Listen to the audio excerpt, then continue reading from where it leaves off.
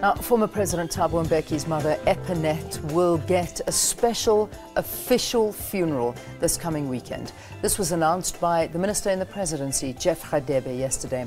The 98-year-old ANC stalwart passed away during the early hours of Saturday morning in East London. Tributes are still pouring in. For more on MaMbeki, as she was affectionately known, we are joined in studio by another ANC stalwart, Andrew Mlangeni. Thank you so much for being with us, and welcome to Morning Live. Thank you, Anne. And before we talk about MaMbeki, I think I need to wish you happy birthday, because it was your birthday on the 6th of June. Yes. A belated birthday. And you had a you. golf day. How did it go? That was on Friday. It was extremely cold, It but certainly I was. was surprised by the number of people who came to support that. Yeah. I think 120 people, Okay. which is the normal full golf day. Yeah. Yeah. And this happens annually. I know that this is an annual golf day, and it's for all your phones ringing. This always happens. Whenever we come on television, people decide to phone the guest to We say, I can forget. see you on TV. But we know, we it's also live. forget to put them on We do. It's okay. I'm sorry, my dear. They get Sorry. too excited when they see you. I'm They forgot to sorry. tell you to switch it off. Not a problem at all. Don't Yeah, worry. Whoever sorry. was phoning, Yeah. we'll phone you back after the show. Sorry. Okay. All right. There you go. I gave them a message for you. Your golf day, this is for your foundation. You raise funds for the foundation. Yes, that And was for the foundation, yes. Tell me more about this foundation. How's it going? Well, it started on a very small scale, actually. When 1995, my wife used to make tea or coffee Yeah. and some biscuits for the elderly people at Christmas time in our streets, and invite them to come and have coffee and tea. That's where it started. Yes, yeah. It went on, and the numbers started to increase. But in 1997, our house was too small to accommodate the number of people who came in to Okay. have tea. Yeah. And we relocated, so to speak, to the Dube Boxing Club. Yeah, yeah. I had been able to raise enough funds by then, and we slaughtered a cow and distributed 300 blankets. Yeah. And the number kept on increasing. Today, we distribute 3,000 blankets That's to the fantastic. elderly, and we provide them with meals as well. Excellent, Yeah. excellent. Well, I'm so glad, and I'm happy to hear that the foundation is doing well. Thanks, my dear. Let's talk about MaMbeki now, because I know that that's what we're here to do. An incredible lady who lived a good life, 98 years. I mean, Yeah. that's a good. She's got 10 years on you. Absolutely. Hey, you're yes. 88 now. Oh, yes. I Oh, was and look what she thinking of looks. it today. She looks amazing. What are your fond memories of MaMbeki? Well, first of all, the ANC wishes to convey its condolences to the former state president, Thabo Mbeki, and his family on the passing away of their dear mother. MaMbeki, as is fortunately known, she was a very wonderful lady. I saw her bravery and her courage, especially during the Rivonia trial, when the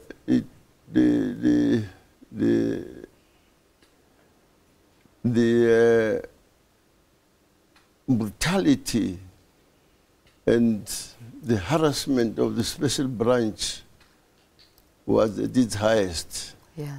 During our case. She managed to travel all the way from the Eastern Cape to come to Pretoria to come and support us. Support her husband, Governor Mbeki, and all of us who were on that trial. Yeah. I remember one day she arrived in Pretoria with my wife, and driven by another young, brave lady. We used to call her Tiny Nokwe, the wife of Duma Nokwe. She used to drive them to Pretoria. Yeah. In spite of all the police, and she was a very brave lady. Yeah, yeah. We know, of course, that a lot has been said about her. the type of work she's doing in the rural areas in Aidutjwa where she stays. She's highly respected by the community there for her concern about the plight of the people in that area, the sufferings and the poverty under which people are suffering. But with a little shop that she has always had there, when people came to her place, a shop, and asked for some mealies or anything, sugar, and they didn't have money, she gave to me. She gave them. All right. Go and enjoy with your children. Yeah. That's what many people said, that she remained humble. Yeah, very humble. Very humble. She preferred a rural life to the urban life that some of us were living. Yeah. The husband, Mbeki, used to travel a lot as a journalist, and goes to Durban and to Johannesburg, representing the new age at the time, not the new age of today. Not this new age, the old previous one.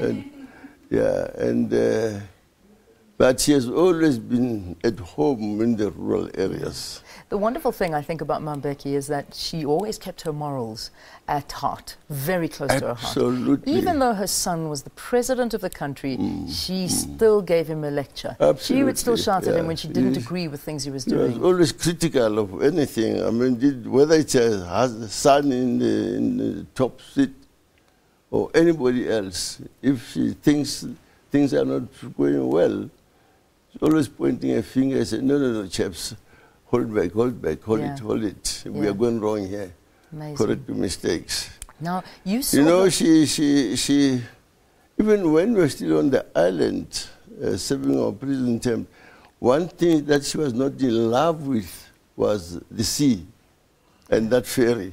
Yeah. But as time went on, she had to go and see her husband. She had to come across and see her husband. And she more or less got used to it. Yeah. But it was not her best love. Oh, her best love was to stay in the rural areas among people and be helpful to them. But she did come across and visit her husband, Governor Mbeki, while he was there. yes. We know that the last time you saw her was at our former President Thabo Mbeki's birthday celebrations last year. How was she? How was she there? Oh, she was well. You know, I moved away when I saw her sitting over there with Mbeki and I think Mangosuthu Buthelezi. I moved over to her. Yeah. I remember touching on her shoulder, and she thought I was that side, yet I was on her left side. She said, I'm on this side, my love. Hello, Mama, how are you? Yeah. He said, oh, Mlangeni, how are you? She remembered me. Yeah, I was so happy that she remembered me. That she remembered you and she was well.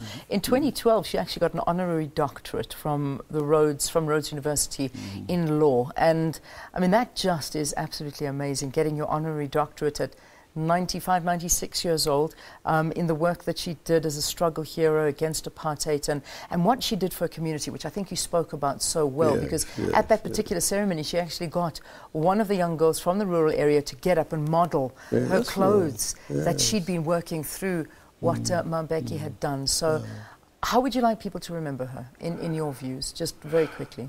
Well, you know, MaMbeki was such a wonderful person. The love that she had for people was absolutely marvelous, my dear. She loved people, and especially those who were suffering. Her entire life, I think, was spent in helping other people more than helping herself. Yeah. I think that's where she beat us all. Yeah. Yeah. Very good and very kind person. Andrew Mlangeni, thank you so much. Thank you for coming in. Thank you for talking to us. And you look after yourselves. You're looking strong. And now you can phone whoever was phoning you back. Tell them they can't phone you when you're on live TV. Thank you. All right. It's an absolute pleasure.